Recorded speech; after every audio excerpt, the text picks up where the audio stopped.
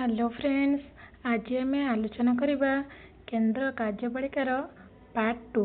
काली आम part 1 T आलोचना करते संघीय राष्ट्र क्या कहुए, भारत किभली 28 टी राज्य मानकर एक समष्टि अटे, द्वैत शासन क्या कहुए एवं आमर केतोटी केंद्र शासित अंचल रही आ सरकार केतोटी अंग रही जमीक कार्यपालिका, व्यवस्थापिका, न्यायपालिका एमती सबू आम खाली पढ़ी चलतु पिला माने बर्तमान आम आलोचना करवा पर अंशटी को। देख पिला माने काली आम आलोचना करते सरकार तीनोटी अंग थाए, व्यवस्थापिका, कार्यपालिका और न्यायपालिका। जो कार्यपालिका रही आमर केंद्र स्तर में कार्यपालिकार मुख्य होता किए राष्ट्रपति। आ कार्यपालिका क्या नहीं गठित होता है, राष्ट्रपति, उपराष्ट्रपति, प्रधानमंत्री आ मंत्री परिषद को नहीं। राष्ट्रपति होउचंदी केंद्र स्तरीय कार्यपालिकार नाम को मात्र मुख्य, किंतु प्रकृत में वास्तव मुख्य किए होती आम आग को पढ़े जाना।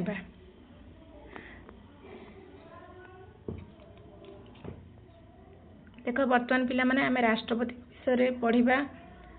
राष्ट्रपति परोक्ष भाव निर्वाचित देशर सर्वोच्च सांविधानिक राष्ट्रमुख्य और सम्मानास्पद प्रथम नागरिक। ताले आम देशर प्रथम नागरिक होउछन किए राष्ट्रपति।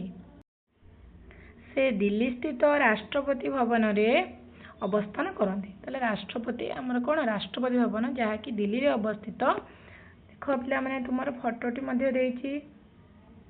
राष्ट्रपति कौन करती, राष्ट्रपति भवन रे रही। संविधान अनुजाई केंद्र सरकार समस्त कार्यपालिका क्षमता राष्ट्रपति हाथ में न्यस्त। तो आम जमी जानिले आम कार्यपालिकार मुख्य होचन किए राष्ट्रपति। तो सबू क्षमता क्या हाथ में थाए, राष्ट्रपति हाथ में थाए। किंतु पिला माने ये जो क्षमता राष्ट्रपति हाथ में थिले मध्य राष्ट्रपति निज इच्छा रे कौन सी क्षमतार से व्यवहार करि न थांदी। कारण प्रधानमंत्री और मंत्री परिषद मंत्रिमंडल परामर्श अनुसार से समस्त कार्य संपादन करते। राष्ट्रपति कौन से कार्य करने पूर्व से कहार परामर्श नहीं था, परामर्श प्रधानमंत्री एवं मंत्रिमंडल। राष्ट्रपति होउचनी नाम को मात्र कार्यपालिका और प्रधानमंत्री एवं मंत्रिमंडल ता मंत्री परिषद होउचंती वास्तव कार्यपालिका। जोटा कि तुमको पिला माने पूर्व कहली राष्ट्रपति होउचंती आमर कौन प्रथम नागरिक, प्रथम सम्मानास्पद व्यक्ति हेले नाम सी नाम को मात्र कार्य माने नाम रे शासन चले कार्य हुए, किंतु प्रकृत पावर बा असल क्षमता क्या पाखे थाए ना प्रधानमंत्री पाखे और मंत्रिमंडल पाखे। ताले पिला माने एबे चलो आम आलोचना करवा राष्ट्रपति को किपरि भाबे निर्वाचित करा जाय थाए। भारतर राष्ट्रपति लोक मानक द्वारा परोक्ष भाव निर्वाचित होती। पिला माने राष्ट्रपति आमर किपरि निर्वाचित होती, परोक्ष। आमर जो निर्वाचन व्यवस्था रही आमर कौन दुई प्रकार निर्वाचन होता है, गोटे हूँ प्रत्यक्ष निर्वाचन आउ अन्यटी हूँ आमर कौन परोक्ष निर्वाचन। तो आमर केते प्रकार निर्वाचन होता है ना, दुई प्रकार पिला माने गोटे है प्रत्यक्ष निर्वाचन आउ अन्यटी है परोक्ष निर्वाचन।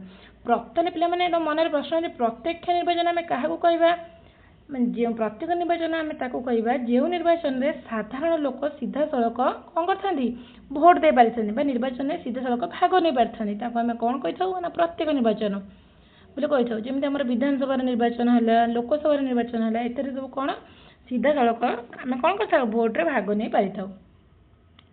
किंतु आमर परोक्ष निर्वाचन में क्या कहवा जो निर्वाचन रे कि लोक मैंने सीधा सड़क भोट दे न था। यही निर्वाचन में क्यों मैंने भोट दे था, यही निर्वाचन में जनसाधारण प्रतिनिधि माने आमे जहाँ को निर्वाचित करिथाऊ, जो प्रतिनिधि मानक आमे निर्वाचित करिथाऊ से माने कौन करथांती परोक्ष भोट व्यवस्था माध्यम से माने राष्ट्रपति को निर्वाचित करिथांती।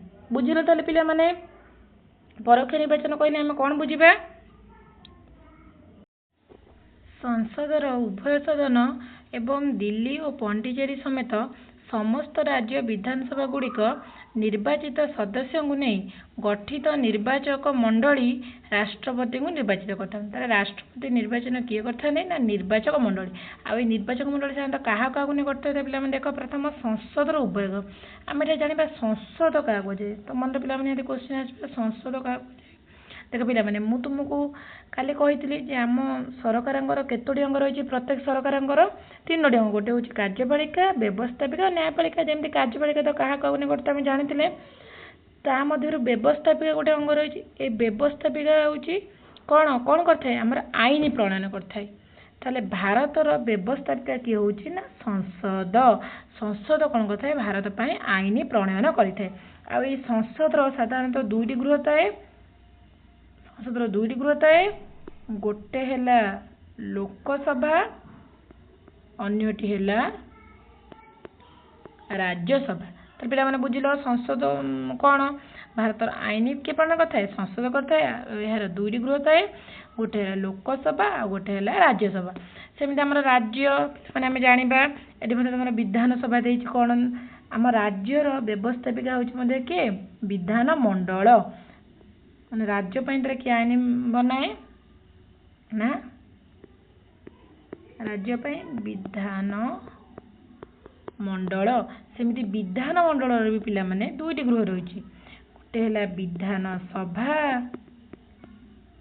अन्यटी है विधान परिषद ताले बुझीपारे पिला माने जमी आम संसद 2टी गृह रही गोटे है लोकसभा अन्यटी है राज्यसभा सेमती आम राज्यर विधानमंडल 2टी गृह रही गोटे है विधानसभा अन्यटी है विधान परिषद आम तब जानिले देख पिला माने संसद उभय सदन माने उभय संसद क्षेत्र 2टी सदन लोकसभा राज्यसभा राष्ट्रपति निर्वाचन जोगदेवे दिल्ली और पांडिचेरी पिला माने आम काली पढ़ीचे दिल्ली और पांडिचेरी हूँ कौन केन्द्र शासित अंचल ताले एठारे आम तुमको एक कथा काली पढ़ी जे जो आम 8टी केन्द्रशासित अंचल मध्य एमती 3टी केन्द्रशासित अंचल रही जहाँ को कि अधिकार मिली से निजर विधानसभा गढ़ी पारे ताले एठी केन्द्रशासित दिल्ली पांडिचेरी और बर्तमान जे आमर कौन जम्मू काश्मीर कौन करती राष्ट्रपति निर्वाचन में भाग नहीं पारि था पांडिचेरी समस्त राज्य विधानसभा गुड़िकर माने आम जो 28 राज्य 28 राज्यर विधानसभा कि पिला माने आमे तो जानिले तुम मन नियंती प्रश्न आसो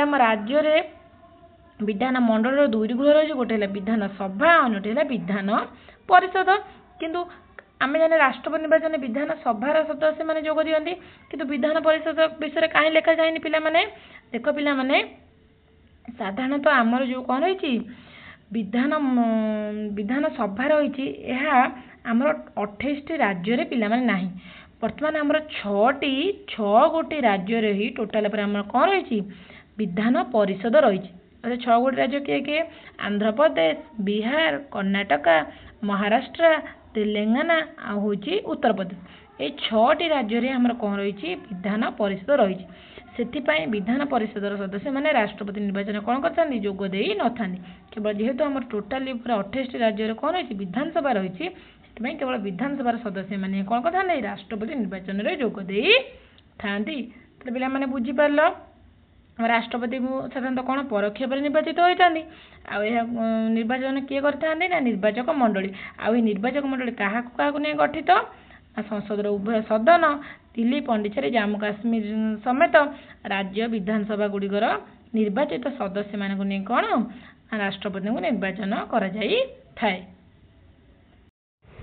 पिला माने आम जो देखले निर्वाचन मंडली मंडली कौन करता राष्ट्रपति निर्वाचित करता है और निर्वाचन मंडली क्या नहीं करता ये जो निर्वाचन मंडली जो मैंने रहिले एथरे केवल इलेक्टेड जो मैंने निर्वाचित हो जो मेम्बर मैंने से ही माने ही राष्ट्रपति निर्वाचन कौन करती भाग नहीं पारती इलेक्टेड मेम्बर ना कि सिलेक्टेड जो मैंने इलेक्टेड से माने ही कौन करती से माने ही निर्वाचन मंडली रे जोगदे राष्ट्रपति को निर्वाचन करिथांती बुझीपार तब देख आनुपातिक प्रतिनिधित्व एवं एकक हस्तांतरीय गोपनीय पसंद भित्तिक मतदान प्रणाली रे राष्ट्रपति निर्वाचित हुए तार पिला माने आमे एटी 2टी जिनस बुझा गोटे कौन आनुपातिक प्रतिनिधित्व आ एकक हस्तांतरीय पद्धति कौन आनुपातिक प्रतिनिधि देख पिला माने जेमिति आमर तो गोटे माने अनुमान रे कहूची देख ପିଲାମାନେ ଯେମିତି ମନେକର ଆମେ ଯେତେବେଳେ ଜାଣିଛେ ଯେତେବେଳେ ଏମଏଲଏ ଇଲେକ୍ସନ ହୁଏ ପିଲାମାନେ एमएलए इलेक्शन हुए से एमएलए इलेक्शन रे कौन हुई तर मन कर ए गोटे कैंडिडेट बी गोटे कैंडिडेट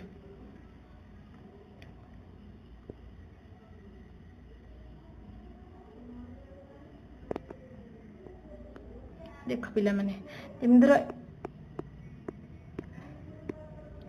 एमएलए इलेक्शन है आ एमएलए इलेक्शन कौन है ना ए गोटे कैंडिडेट आ बी है गोटे कैंडिडेट मते मोर ए भी हूँ मो सांग बी भी हूँ मो सांग किंतु मु चाहे मुझे कौन ए को बी को दुई जन को एका बेले भोट दे पारे कि पिला दे पारे कि दे पारे ना मते दुई जन भितर जहाँ कहले जन को मते कौन करिया पड़िबो बाछिबा को पड़िबो किंतु देखो हमर पिला ए जो राष्ट्रपति निर्वाचन होता है राष्ट्रपति पई सेथिरे तमें कौन कर अनुपात माने समस्त को तुम माने मन कर आमर तीनोटी कैंडिडेट छिड़ा राष्ट्रपति निर्वाचन है पिला माने आमर वर्तमान तीनोटी कैंडिडेट छिड़ा राष्ट्रपति निर्वाचन रे जड़े मन कर आशुतोष आशुतोष आउ जड़े है भवानी अन्य जने हेले सत्य पिला माने मन कर ए तीन जन कौन करछंदी ना हमर राष्ट्रपति निर्वाचन रे छिड़ा होती शुण पिला माने एथिरे एमिति मध्य थाए जे तुमको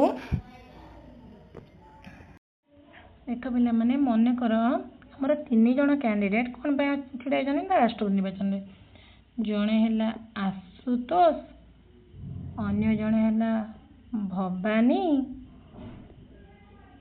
अन्य जने है सत्य ताले आमर कौन आशुतोष भवानी सत्य कौन कर राष्ट्रपति निर्वाचन छिड़ा तो सेठारे एबे आमे कौन करबा तांको भोट दबा जो एमएलए माने रहले एमएलए कौन करिवे तांको भोट देबे तो से भोट रे से माने कौन करंती ए तीन जण को तांको आनुमानिक भाबे कौन करिया पड़े भोट दबा को पड़िबो केमिति धर देख प्रथम एबे जणे आसिले भोट देबा पई तो से कौन करिवे तांको धर आशुतोष बेसी पसंद तांको लागे जे आशुतोष राष्ट्रपति हेले से ठीक भाबे तां कार्य को तुले परिबे ताले से प्रथम का एक नंबर रे रखिबे ना आशुतोष को द्वितीय रे से कहिबे मोर सत्य पसंद ताले दुई नंबर से काहा को देबे ना सत्य को तापर तांको सबुठो इच्छा नथिबो हेले मध्ये से जण को तांको दबा को पड़िबो भोट तो से थरे लास्ट कौन करेंगे भवानी को रखिए सेमती आउ जड़े आसिले जहाँ जी कौन ये भवानी को देले एक नंबर आशुतोष को देले दुई नंबर सत्य को देले तीन नंबर सेमती मध्य देख आउ जड़े आसिले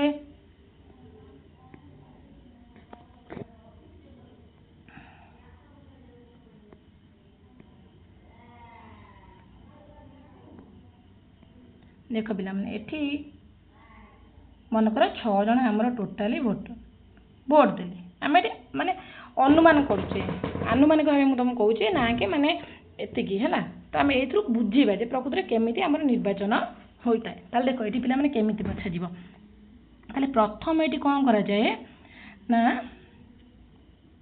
प्रथम एक नंबर रे काहा को पसंद करा जाय छै प्रथम रे देखो एठी हम देखो काहा को एक नंबर बेसी दिया जाय छी पिला माने काहा को ना आशुतोष को केते जण देइचंती ना दुई जण आशुतोष को केते जण देइचने ना दुई जण तापर एठी पिला देखो भवानी की मध्य दुई जण पसंद करचंदी एक नंबर रे सत्य को केते जणे पसंद करचंदी सत्य को एठारे कोन जणे पसंद करचंदी ताले एठारे कोन हैला सत्य एठारे कोन हो निर्वाचन रु बाहर जीवो सीना किंतु से जो लोकटी आसीथिबो से तो एक भी आशुतोष को भी देइथिबो भवानी देइथिबो तार से जो भोटटा रहिला ए जो भोटटा एठारे जे जीतिबो तांको मध्ये कोन करा जीवो तो दी जणक मध्ये रे बांटी दिया जीवो ले बुझी पानो एको कोन को जे एकक हस्तांतरीय पद्धति एथरे जे हारी गला सुना पिला ये केते बळे एटा कोन हैला ମାନେ ଯେତେବେଳେ ଆମର ପ୍ରଥମ ମତଦାନ ପଦ୍ଧତି ଯେତେବେଳେ ଆରମ୍ଭ ହେଲା, ପ୍ରଥମ ଥର ଯଦି ହେଲା ଆଉ ଶୁଣ, ଯଦି ପ୍ରଥମ ଥରରେ ଯଦି ଆମର କ'ଣ ହେଇଯିବ ମାନେ 50%ରୁ ଅଧିକ, ଧର ଆମେ ମନେକର ଏଠି ଟୋଟାଲି ଭୋଟର ହେଲେ ଆମର 100, ଟୋଟାଲି ଆମ 100 ଜଣ ଭୋଟ ଦେବେ। ଏଇ ଭୋଟରେ ଆଶୁତୋଷକୁ 100ର ଅଧା କେତେ ହେଲା? 100ର ଅଧା ହେଲା କେତେ? 50 ହେଲା। 50 ପ୍ଲସ୍ 1 ହେଲା 51, ମାନେ ଅଧାର ଯଦି ଅଧିକ ଭୋଟ ମାନେ ଅଧାରୁ ଗୋଟିଏ ଭୋଟ ଯଦି ଅଧିକ ଆଶୁତୋଷକୁ ମିଳିଯାଉଛି, ମାନେ 3 ଜଣଙ୍କ ଭିତରୁ କାହାକୁ ଯଦି ପ୍ରଥମ ମତଦାନ ପଦ୍ଧତିରେ ମିଳିଯାଉଛି, ତାହେଲେ ଏଠାରେ ଆଶୁତୋଷୀ କ'ଣ ହେବ? ଜିତିଯିବ। କିନ୍ତୁ ଯଦି ଏଥିରେ କ'ଣ ହେଉଛି, 2 ଜଣଙ୍କ ଭୋଟ କ'ଣ ହେଇଗଲା, ଏଠାରେ ଏକାଠି 1 ହୋଇଗଲା, ତାହେଲେ ଏଠାରେ କ'ଣ କରାଯିବ? ଦ୍ୱିତୀୟ ମତଦାନ ଆଉ ଥରେ ହେବ। ଆଉ ସେଇ ଯେଉଁ 1 ନମ୍ବର ଯିଏ ମାନେ କ'ଣ ଯିଏ ସଭା ଲାଷ୍ଟ ରହିଥିବ ତାକୁ ନିର୍ବାଚନରୁ ବାହାର କରିଦିଆଯିବ। ଆଉ ତାଙ୍କ ଭୋଟଟା ଏଇ 2 ଜଣଙ୍କ ମଧ୍ୟରେ କ'ଣ କରାଯିବ? ବାଣ୍ଟି ଦିଆଯିବ। ଦେଖ ପିଲାମାନେ, ତାପରେ ଆମେ ଦେଖିବା ଏଠି 1 ନମ୍ବର ସରିଗଲା। ବର୍ତ୍ତମାନ 2 ନମ୍ବର ଆମେ ଦେଖିବା ଆଶୁତୋଷକୁ 2 ନମ୍ବରରେ କିଏ ବେଶୀ ପସନ୍ଦ କରିଛନ୍ତି, କେତେ ଜଣ ଲୋକ ପସନ୍ଦ କରିଛନ୍ତି? ଦେଖ ଏଠି ପିଲାମାନେ, ନା ଜଣେ। ଏଠାରେ ଆଶୁତୋଷକୁ ଜଣେ ଲୋକ ପସନ୍ଦ କରିଛନ୍ତି। ଏଠାରେ ଭବାନୀକୁ 2 ନମ୍ବରରେ କେତେ ଜଣ ପସନ୍ଦ କରିଛନ୍ତି? ନା 2 ଜଣ।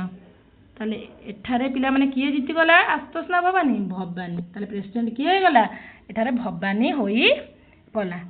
ତାହେଲେ ପିଲାମାନେ ବୁଝିପାରିଲେ। ଆଉ ଏଇ ଯେଉଁ ଆମର ରାଷ୍ଟ୍ରପତି ନିର୍ବାଚନ ହୋଇଥାଏ, ଏଇଟା ବ୍ୟାଲେଟ୍ ପେପରରେ ହୋଇଥାଏ, ନାକି ଆମର ମେସିନ୍ ଦ୍ୱାରା ହୋଇନଥାଏ, ଗୋଟେ ପେପର ବ୍ୟାଲେଟ୍ ପେପର ଦ୍ୱାରା ଏଇ ନିର୍ବାଚନଟା ହୋଇଥାଏ। ଆଉ ଏହାକୁ ଗୋପନୀୟ ସ୍ୱରୂପରେ କେହି ଜାଣିବେ ନାହିଁ, ଯେମିତି ପରସ୍ପର ଭୋଟ ହେଲା, ସେଇ ହିସାବରେ ଏଇଟା କ'ଣ ହୋଇଥାଏ।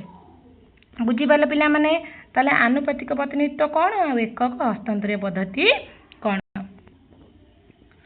ଦେଖ ପିଲାମାନେ, ମୁଁ ତୁମକୁ କହିଦେଲି ଯେ ଆମର ନିର୍ବାଚକ ମଣ୍ଡଳୀ କାହାକୁ ନେଇ ଗଠିତ, ଆଉ ରାଷ୍ଟ୍ରପତି ନିର୍ବାଚନ କିପରି ପରୋକ୍ଷ ଭାବରେ ହୋଇଥାଏ, ଆଉ ଏଇ ନିର୍ବାଚନରେ କିଏ କିଏ ଯୋଗ ଦେଇଥାନ୍ତି, କିଏ କିଏ ଯୋଗ ଦେଇନଥାନ୍ତି, ଆଉ ଆନୁପାତିକ ପଦ୍ଧତି କ'ଣ, ଏକକ ହସ୍ତାନ୍ତରୀୟ ପଦ୍ଧତି କ'ଣ, ଆଉ ଆମର ଯେଉଁ କ'ଣ ରହିଲା, ଯେମିତି ତୁମର ଏଠି ଦେଇଛି କ'ଣ, ଭ୍ୟାଲିଡ୍ ଭୋଟର 50%ରୁ 1 ଅଧିକ, ଯେଉଁଟାକି ମୁଁ ତୁମକୁ ମଧ୍ୟ ଏଇଟା ଭଲ ଭାବେ ବୁଝେଇଦେଲି। କିନ୍ତୁ ଦେଖ, ସେ ଦେଇଛି ପ୍ରତି 5 ବର୍ଷରେ ଥରେ ବା ଆବଶ୍ୟକ ସ୍ଥଳେ 5 ବର୍ଷ ସମୟ ପୂରଣ ହେବା ପୂର୍ବରୁ ମଧ୍ୟ ନୂତନ ରାଷ୍ଟ୍ରପତି ନିର୍ବାଚିତ ହୋଇଥାନ୍ତି।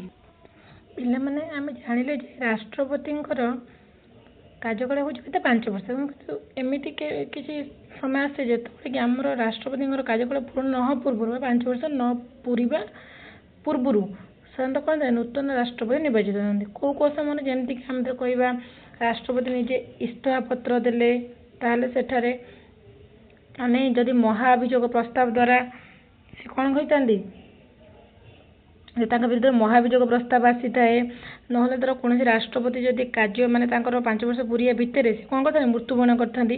ତ ଏଇସବୁ କାରଣ ହେଲେ ତ ସେଠାରେ ମାନେ 5 ବର୍ଷ ପୁରିବା ପୂର୍ବରୁ ଅନ୍ୟ ନୂତନ ରାଷ୍ଟ୍ରପତିଙ୍କୁ କ'ଣ କରାଯାଏ? ନିର୍ବାଚିତ କରାଯାଇଥାଏ।